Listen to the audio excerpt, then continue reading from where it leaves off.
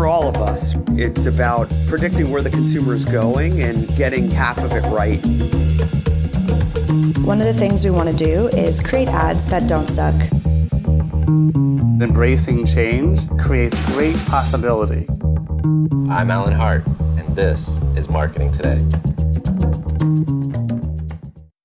Today on the show, I've got Mark Ritson, adjunct professor of marketing at Melbourne Business School and a weekly columnist for Marketing Week. Mark and I tackled topics such as Adidas and their new digital-only strategy to programmatic advertising and the learnings from groups like The Guardian buying their own inventory to see how much money actually makes it to a publisher, and JPMorgan Chase analyzing their programmatic spend. And we wouldn't be doing our jobs if we didn't talk about brand risk and brand safety issues in this age of digital marketing. Well, Mark, welcome to the show. Well, thank you, Alan. Thank you for having me. So we have to start with April Fools and April 1st, when you announced that you're the new managing director of Facebook in your region. And you almost had me. It took me a few hours of looking at your status change and going, that doesn't make any sense. so tell me more about the joke. Let me on the inside. Well, it wasn't my idea initially. Ad News is one of the big marketing journals and magazines down in Australia. Actually approached me the day before and said, look, we're missing a big April Fool's story that we normally run. So we'd like to, if you're in with us, we'd like to announce you as the new head of Facebook. And in Australia, I'm pretty critical of some of the metrics and approaches of Facebook and other digital advertisers. So in Australia, at least, it was seen as being completely impossible to envisage. But you'd be surprised. I mean, I think the joke in the end was on me. So it went out on Saturday morning, which was April Fool's Day. And I got a bunch of, very small number of people got it immediately. Many other people accused me of being a sellout and a hypocrite, which kind of was good because that was the point of the joke. But right. the majority of people just sent me their resumes. So I mean, I'm no exaggeration. I've had 4,000 LinkedIn requests because I changed my LinkedIn profile for the morning just to back up the joke. And so the combination of Ad News, which is pretty well read here, broadcasting it, and me backing up even just for 3 hours with a LinkedIn profile that said, head of Facebook Australia, resulted in, I still get them. I got 3 this morning, resumes, and, my God, it must be very hard to be the real head of Facebook because you could literally spend every day just receiving resumes. Well, I thought it was funny once I realized that it was really a joke, because I was just sitting there scratching my head. This cannot be true. Like everything you talk about, it's like, this doesn't make any sense. So, but it is fair to say you have a lot to say. And I mean that in the most positive way, because it's always backed up by evidence or facts and figures, not the alternative facts that we have here in the U.S. Yes. But yes. Real facts, I can't even believe I'm having to say real facts. That phrase is weird. But with that in mind, I read a long write-up that you did recently about Adidas and their push to be digital only, like 100% digital. And I just would love to get your point of view on here for the listeners. Why is that such a bad idea? Well, it cuts right to the heart of everything. So Adidas has a really cool, actually very forward-thinking new CEO called, I think it's Kasper Rorsted. He's a Dane, but look, he has a great resume and actually a lot of marketing in his background. So he's been in the job about 12 months, and it's a big job because Adidas has been run pretty well, but it has a lot of challenges all around it now. And he came out with a statement that was just monumentally illustrative of the kind of the client mindset at the moment. And if you don't mind, I'll read you the actual quote because I have it here, and I don't want to misquote him. He was on a TV interview with CNBC, and he said, "It's clear that the younger consumer engages with us predominantly over the mobile device. Digital engagement is key for us. You don't see any TV advertising anymore. All of our engagement with the consumer is through digital media, And we believe that, essentially that's the way we're going. And I think in that little quote from someone obviously very important and very influential and very insightful to some degree, you see the essence of the problem. And there's two problems within that little quote. There's the sense that, digital media is the future, and that's how we're going to communicate with our customers, specifically in this case, the younger demographic. And also the idea that TV is dead as an influential medium for that younger group. Neither of those things are true. And I guess that's the sort of the first initial point that I tried to make. It's not to say, and again, I'm constantly attacked for being anti-digital marketing and media, neither of which is true. I work with a lot of clients where we do extensive digital investment, and it's very well done. The point I would make is digital is not everything. TV is not dying. And more importantly, when a CEO says something this stupid and so against the principles of core strategy, you really worry about the marketers within Adidas, because at the end of the day, many years ago, what am I now? I'm late 40s. I lived through an interesting period in the 1990s where we had these concepts of media neutrality and integrated marketing, all of which are entirely relevant today, more so now than they were when they were invented in the early 90s. And when a CEO gets up and says, irrespective of country, irrespective of what we're trying to do, basically it's all about digital from now on, he just makes a fool of himself. And, what's interesting is when you make the point, as I tried to do in my article, that this is dumb, and it's, he can spend all of his money on digital media, but he's got to first check all of these things. And he certainly hasn't got to say that TV's dead, because it's still smashing all digital media for reach in almost every country. And so, it's not that this tactical nonsense about digital invades the strategic awareness. And I guess that was my big problem with it. And I think it's typical of where we are at the moment. Right. I agree. It's baffling that we even have to say this stuff out loud. You're right, but we're not making the point. It's you can take Nielsen data out for the US or whatever the relevant data point is across most of the developed ad markets of the world. Barb data in the UK. Here we have OzTam in Australia. And you can literally show over the last 3 years pretty much a straight line in terms of number of hours per week or month that audience segments are spending watching TV. Even that younger group that has certainly declined its TV viewership over the last 4 to 7 years is now flattening. It's reached a nadir that I don't think is going to decline any further. And so in that sense, I think we are, to your point, I can show you that data over and over again in the most aggressive and confronting manner. But people, and I've done that in, umpteen conferences, people will walk away having seen a flat line from a representative sample of the market, independently measured, and still find a way to say, no, TV's dying. Right. Well, so let's expand this a little bit into programmatic and digital advertising. There's a lot going on that's not going well for either of those right now. And prolific or I don't know, famous marketers like P&G calling them out, right? One, do you agree that it's broken? I almost know where that's going. And then two, can we fix it? Can it be fixed? Ooh, yeah, this is big stuff. So programmatic is an astonishing development in the history of communications. So, I, like most marketers, if we go back, I guess around 5-6 years ago, it just came out of nowhere. And if you think about the shiny promises of what programmatic could do at the time, it was astonishing. The idea that we could buy in real time, that we could have pure elasticities of price, that, we could essentially take the human out of the process, which is always a good thing when it comes to most aspects of automation and media buying. It was great. And for me, my angle was linking it back to the Adidas story.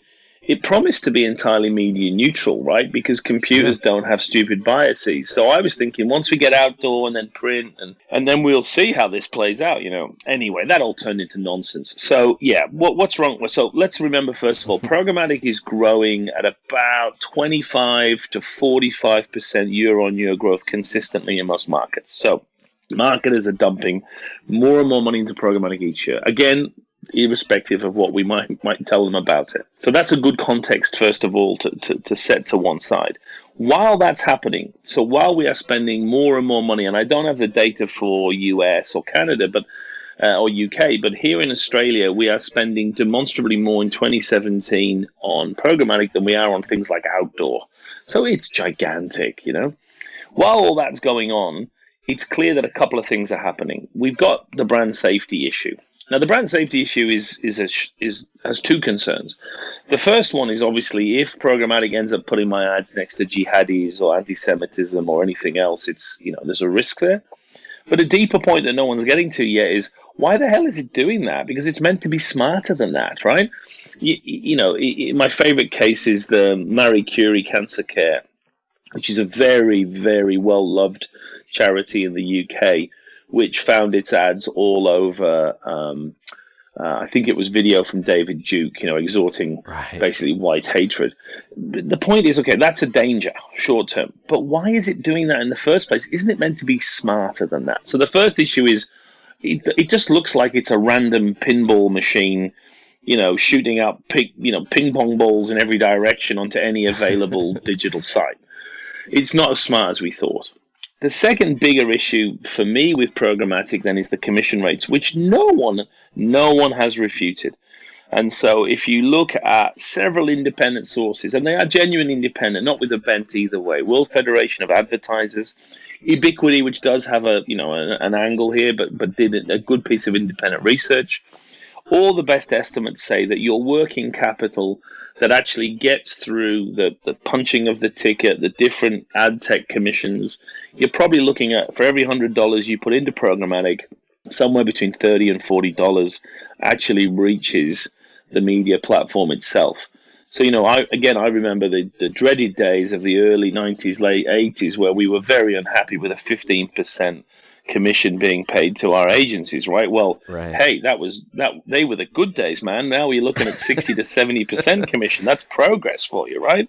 And again, I'm waiting for someone to knock this one back, but I'm not seeing anyone push back. And the experiment, which for me is still the most important, is that very smart chief commercial officer at The Guardian, the big UK newspaper that's like most newspapers struggling, he bought some of his own media through programmatic, and sure enough, he got 30 pence in the pound.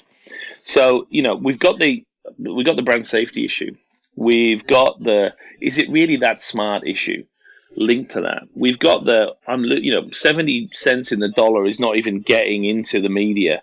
And then we've got the question of how much of this is actually in front of eyeballs versus bots and so forth and ad fraud.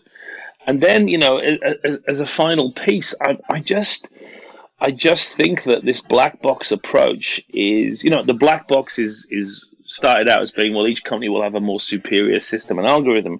I describe programmatic as a black box, and it's a black box filled with turds and spiders. That's funny. It's funny. I mean, so you talked about the Guardian piece, which I thought was fascinating, because, that, but also you would expect that, right? A publisher, why am I only getting X amount of money? And let me go test this, right? But the one that you recently wrote about was JPMorgan Chase in Australia, analyzing their programmatic spend. I wonder if you could share the analysis that they did and what they found as well, because that's the first time I've heard of a client doing that. Exactly, and it comes out of not a tiny, but a small New York Times article I read, and I just thought, crikey, that's big news, right? And to your point, it's a client not only doing this, but also talking about it. So if you look at JPMorgan Chase in the US, they were doing the sort of classic programmatic system. And look, you got to remember what this is like from clients I talk to. They trust programmatic, right? I mean, naively, but they're buying into the brochure. And so if we go back to, say, January or February, JPMorgan Chase, which is a big investment bank, private bank as well, buying most of its ad media through programmatic, and it was on, I think they worked out about 400,000 different websites. And so the first point to make about programmatic that I don't think anyone's made either, or made enough, is we can't do digital media without programmatic. Yeah. So the question isn't, can we fix it? It's how quickly can we fix it? Because otherwise digital media isn't going to work. Right. So in a limited market like Australia, there's probably 50 to 100 decent premium digital news sites where you can place your ads direct through the platform. But we're talking literally millions of channels on both YouTube and via Facebook and everyone else, that in terms of where you can get access, and the Google ad network and so on. We can't manage that without a programmatic system that, humans, never mind humans doing it badly, humans can't do this at all. So 400,000 websites was where JPMorgan Chase ads were being placed.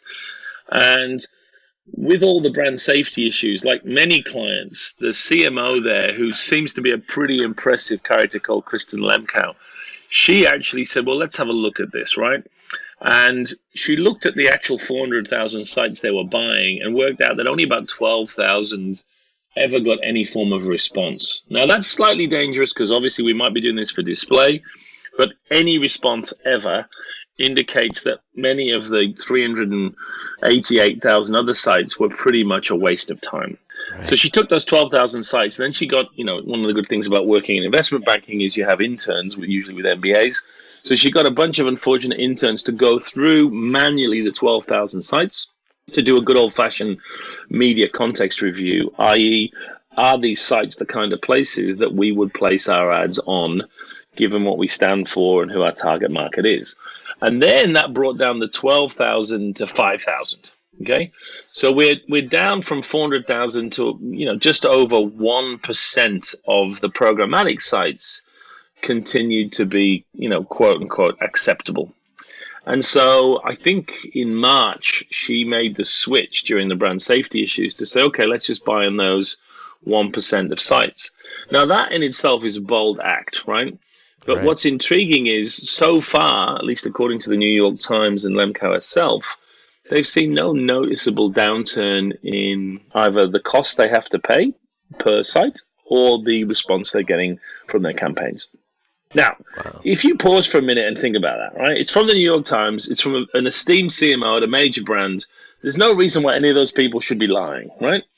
If you think what that means for a second, that very smart CMO has just cut her programmatic media by 99% and has seen no demonstrable impact in response.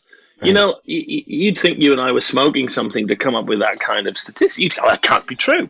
But what I just said to you 10 minutes before, that 70% of programmatic spend is going on commission, that can't be true. If you said that to a 16-year-old high schooler, they go, that doesn't make any sense. And this is the world we live in of modern digital marketing. I mean, I hope people are listening to this, because it's like we just need to keep amplifying these stories. And I hope that there's more marketers out there that are brave enough, like this brave person at JPMorgan Chase. Lemkau, yeah. She can come out. There's more. There has to be more of these people. Oh, there definitely aren't. There definitely aren't. No. Your hopes will go, I'm afraid, unfulfilled. Marketers are cowards, and marketers are herd animals, and marketers fundamentally don't know what they're doing. So that's another dominant theme here. If you ever get a chance, actually read the ANA report, the one that caused all the scandals and everything last year. It's actually a very readable thing, much to my surprise. And other than the sort of pervasive nature of ad fraud, here's the other thing that comes out of the report. Clients at multi-billion-dollar gigantic corporations who run marketing and media haven't got the faintest clue what they're doing. They seem like children in that report. Everyone that's interviewed, our agency has our best interests at heart. Oh yeah, programmatic takes care of that. This is ludicrous. And you can see why the large Big Four accounting firms are circling now, because it's not corporate fraud. It's not malfeasance. It's just naivety at a level that cannot be tolerated. So, if any other corporate function was spending money like this in America or anywhere else, by now we'd have everyone from Accenture to McKinsey, all over them. And I think that's probably going to happen. Right. Well, they're aggressively moving into the marketing space in general. Yeah, so.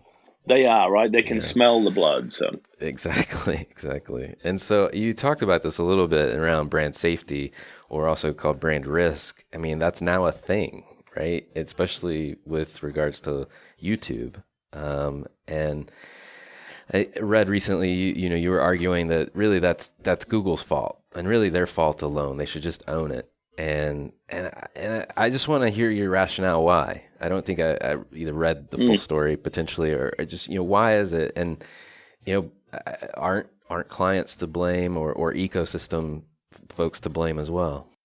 Yeah, look, I mean, I think the clients should smarten up, but I think there's two sort of strong arguments for why Google has to take it on the chin, and they're not. I mean, they're trying to at senior levels, but they're junior managers who are less experienced and have never actually lived through any form of critique in their Google careers, keep putting their foot in their mouths, right? Right. And the two reasons are, first of all, when you take anyone's money to deliver a service, if you, through that service, indirectly and certainly not deliberately put their brands at risk, or use some of that money to support illegal or highly specious organizations, clearly as a medium, that it's your responsibility. I'm not saying anyone at Google did any of this deliberately. Of course they didn't.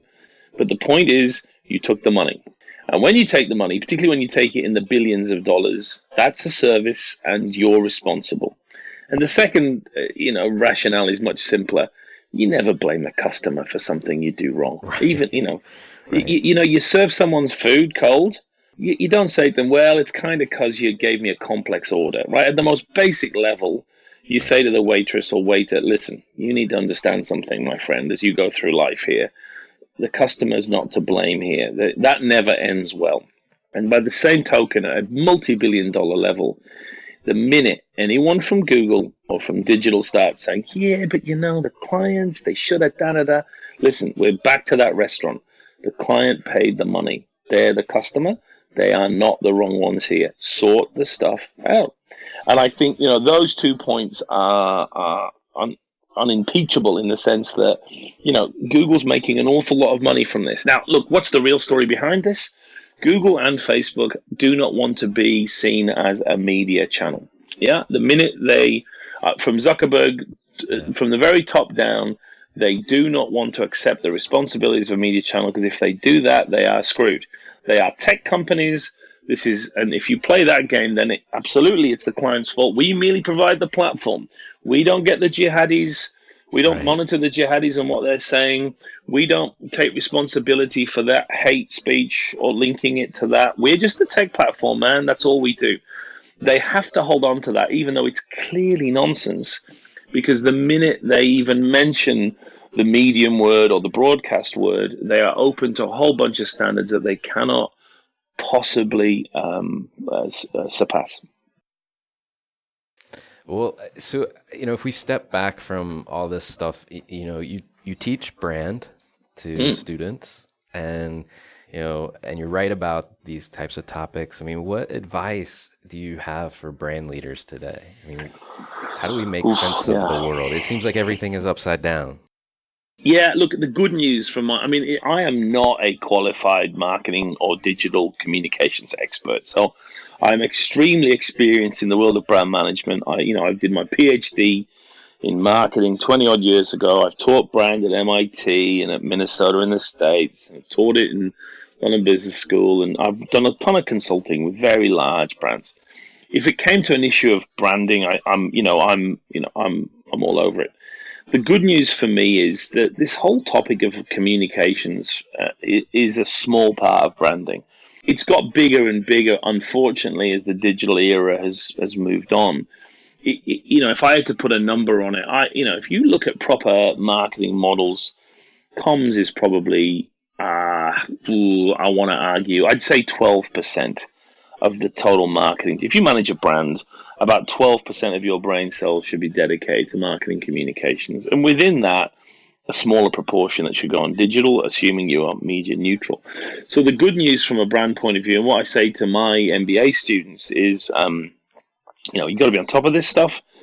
But at the end of the day, don't let it subsume all of your other strategic thinking, because, strategy has to be done first, and that hasn't changed in literally 1,000 years. Again, a point that the digital morons will never understand. So, understand your brand, understand the market, get your strategy right. And when it comes to execution, clearly the communications piece is important and changing dramatically. But let's not forget about pricing. Let's not forget about product development. Let's not forget about distribution channels.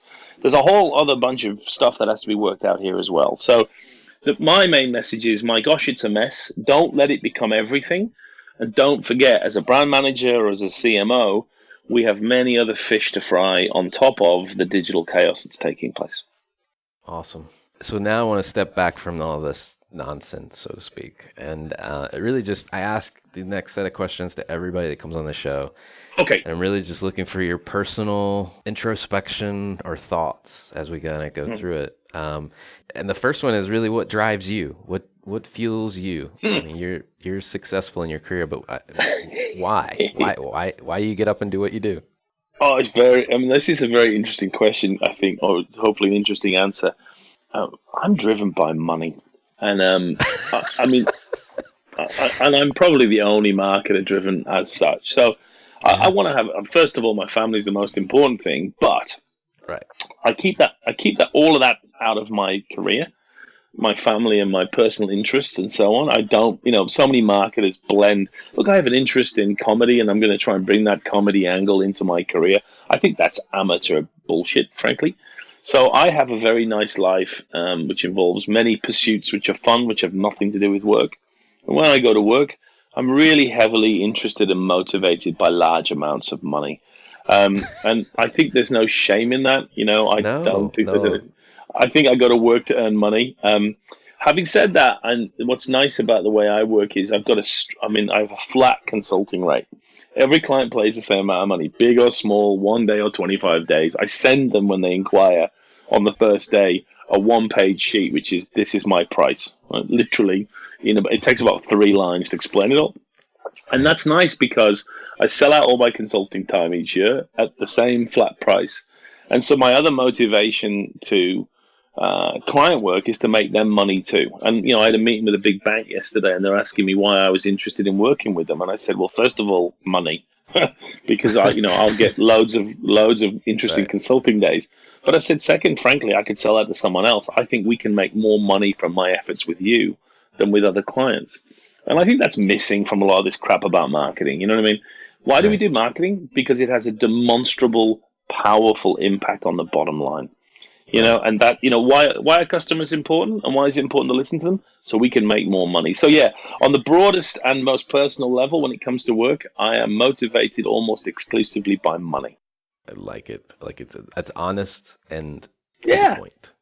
So. Yeah, and it's devoid of the brand mission bullshit about, I have a passion for, look at Pepsi, right? Why are they in trouble? Because they are fundamentally losing the plot, right? They think their brand mission of, restoring balance in the world, or whatever the heck it is, that's just a bunch of marketers missing the point completely.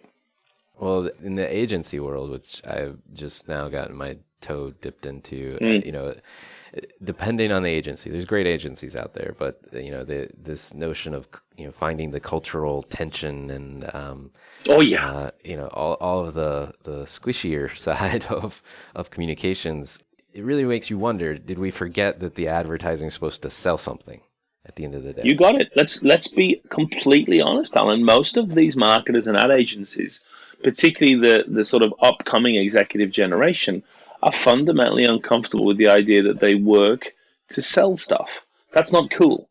That's not trendy. So if I can argue that, okay, I'm selling cans of sugared caffeinated beverages to kids, not sure how I feel about that at a dinner party on Friday night. But if I can argue that what I'm doing is inspiring a new generation to feel themselves in a more ethical way, that makes me feel a whole lot better about my life. That's the problem. People are ashamed to sell stuff in marketing these days, and I think they are weak because of it. Well, so this may be a hard question for you. So what brands, companies, or causes do you think other people should be taking notice of?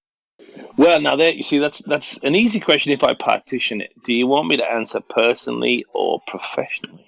Personally. I mean, I'm curious. Personally, yeah. Personally, I'm a massive animal advocate. So there's probably two things I care about deeply at the moment. One is the local dogs home where I got both my dogs from. I mean, and the thing I've been most passionate about is I guess just trying to convince people not to take a breeder's dog, because there's enough dogs in the world, and what you need to do is go down the pound and pick yourself a good dog. Not because the dog is sad or beaten, which I think is how we tend to position it at the moment, right? But just because if you know dogs and you have any kind of knowledge, you could pick a beautiful dog and it won't let you down, and they're much healthier. So yeah, dogs are just generally the most awesome thing in the world. And so I would say that's my first love.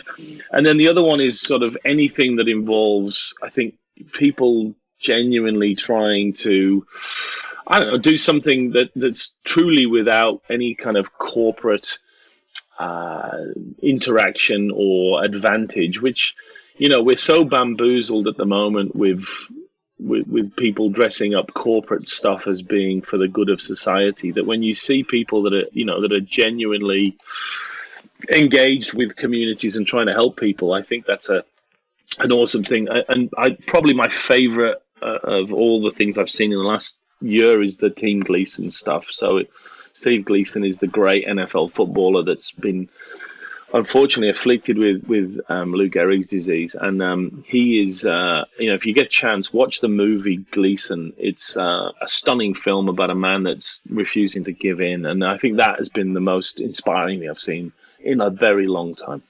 That's great. I'll definitely check that out. I haven't even paid much attention to that. Yeah, it's bubbling up, right? If you look look for the Team Gleason. Gleason is GLEASON hashtag. He's a famous footballer for reasons you'll find out, but he's just an amazing man and father. And I think the way he's fighting that awful condition is something that it can't fail to inspire people. And I couldn't more strongly recommend anything this year than watch the movie, which is on iTunes. Awesome. So last question, and this one's more back to the original topics of marketing. What do you think the future of marketing looks like? Ooh, got your crystal ball out? So short term, long term, nobody knows. I know a couple of people at Google pretty well. I know they don't know. Nobody knows. Shorter term, I think what you're going to see is he's already starting to see it happen. The pendulum is swinging back. So we've had all this crap about brand purpose, soft and fluffy, and almost the Kendall Jenner Pepsi ad is probably Fonzie jumping the shark. And I think what you're going to see now is a big swing back to basics, probably too far. So if you look at the most influential professor in the world right now, it's Byron Sharp at Ehrenberg Bass.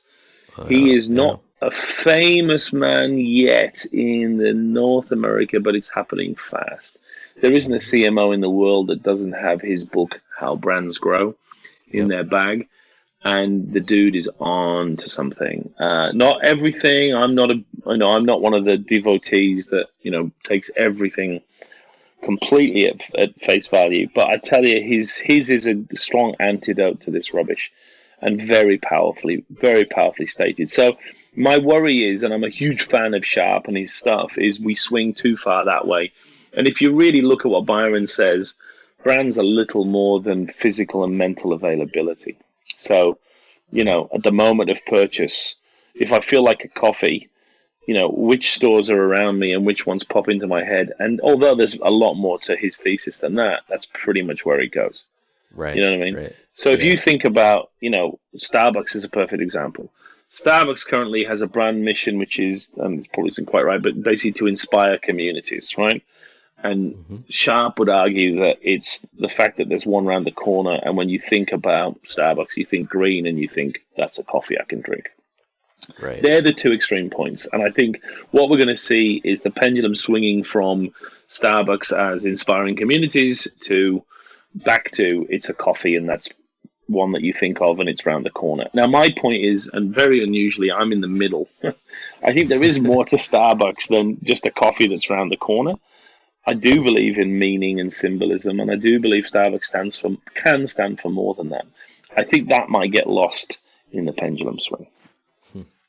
Well, I feel like, I don't know if you guys all, it sounds like you know Byron, but you, Byron, and this other guy who I've also interviewed, Bob Hoffman. Oh, the Hoff. Yeah. I feel like there's a bromance brewing between the three of you guys. I don't know. A three-way bromance. I don't know. Yeah. I know the Hoff a little bit. We did some gigs in Canada. I know Byron from many, many years back. We're all very different cats. I mean, the thing that I think is interesting is even Byron, I think this applies to him, certainly me and Bob, we were all widely seen as complete and utter lunatics. And I don't understate that word, right? So Bob was seen as being old, over the hill, contrarian. I was seen as just being like an academic who was out of touch. Like when I started talking about social media being completely pointless for most brands, this is going back 7 or 8 years. I started giving these little talks, right? People laughed. Literally, people laughed at me. I mean, not just, metaphorically speaking, they thought I was joking, right? And and something I'm obsessed, and Byron's had the same stuff via Ehrenberg and into Byron that, you just don't get, modern marketing. And what's interesting about it is that it's fascinating. You never get proved right. I mean, give me some credit here, right? I've got certain things wrong for sure. But I called Nokia going down in flames when they had 40% market share. I wrote, and this is all in the public realm. I called, when they launched Coke Life, I wrote a column that said, this is going to fail. Literally, right? This is going to fail. And what happens is, TV isn't dead. You don't get a prize. Someone doesn't turn up later. I call Brexit, right? I said the UK is going to end up voting for this, and here's why, right? No one turns up later and gives you like a certificate and you guessed it right. Everyone forgets that. And what happens is they go, that's obvious. Everybody knew that. You know what I mean? Like right now I'm getting all this grief about people saying, no one said TV was dying. What are you talking about? TV's never going to die. That's crazy talk. Saying that is just stupid. You're setting up a straw man. And I'm like, dude, 4 years ago, I can send you 100 articles saying TV dies in 2017. You know what I mean? So you don't get prizes for being prescient. So what's interesting is you get laughed at, and then you get treated as if you're over exaggerating it. So it's an interesting point, but I think the three musketeers as we are, who are all driven by very different things, I think we all have one thing in common, which is we were all openly dismissed. And now we're all increasingly just seen as being, but that's pretty obvious. What Byron says, everyone knows that. You know what I mean? What Bob Hoffman says is just the orthodoxy, man. It's just common sense. And so what they're missing is the years when Byron and Ehrenberg, his sort of mentor, were just laughed at, where Bob Hoffman was dismissed as an old fool, and I was seen as an out-of-touch academic. And unfortunately, those memories stay with us, but don't stay with the modern marketing, cognoscenti. Yeah. So I feel like I'm watching. Have you seen the movie The Big Short on the financial crisis? Yes, I love The Big Short. Yes. So I feel like I'm watching the marketing version of The Big Short today. But there's no. Here's the I think that's spot on. But here's the problem. There's no second foot going to drop. So say what you like about the financial markets. They fundamentally at some point will turn on a dime if the money isn't going in the right place. That's not how marketing works. There's no one. The long-term lag effect of marketing and the complete absence of ability to work out what's going on, there is no moment here where a Watergate style, we've had those already, we've had the admissions that, Facebook have overstated their metric. And again, I'm up on a stage saying you're going to get a tsunami of bullshit when it comes to digital video, right? Yeah. Sure enough, here comes the tsunami, right? You can't get much worse at overstating stuff by 80%, right? It's not stopped them doing anything other than spending more money. So, there is no moment where, Woodward, Bernstein, you break through the doors and Tricky Dicky gets on the helicopter and blah, blah, blah. Google and Facebook win, right? That's let me spoil the novel for everyone. Google and Facebook totally win, right? And maybe Amazon win too. And news media loses and TV loses a bit and loses a lot once they get bought by Google and Facebook. That's chapter 3 though. What's going to happen now is exactly what everyone thinks is going to happen, which is programmatic will continue to be a box of turds and spiders. It will continue to get more money, and nothing will change. Nothing will change. And that's not a bad or a good thing. It's just the business. And the point my friend makes as a CMO, when I get drunk with him and say basically this, is, but we're not curing cancer. And he's, what's the point of this, diatribe? And he's completely correct. So what do? You let the fools and their money sail down the programmatic channels where 70% of their money goes to commission and probably 95% of it is going to the wrong market. And you advise the clients you work for not to not do digital. That would be momentously stupid as well. But to be media neutral, but to be strategy first, but to spend more wisely, and not to be afraid to do it right. And you know what? If everyone keeps being stupid, which I think they will, that's going to make me more money, which, as we've already learned, is my driving, operating motivation in all this. Love it. Love it. Well, thank you so much for coming on the show. My pleasure. It was very enjoyable. Very enjoyable.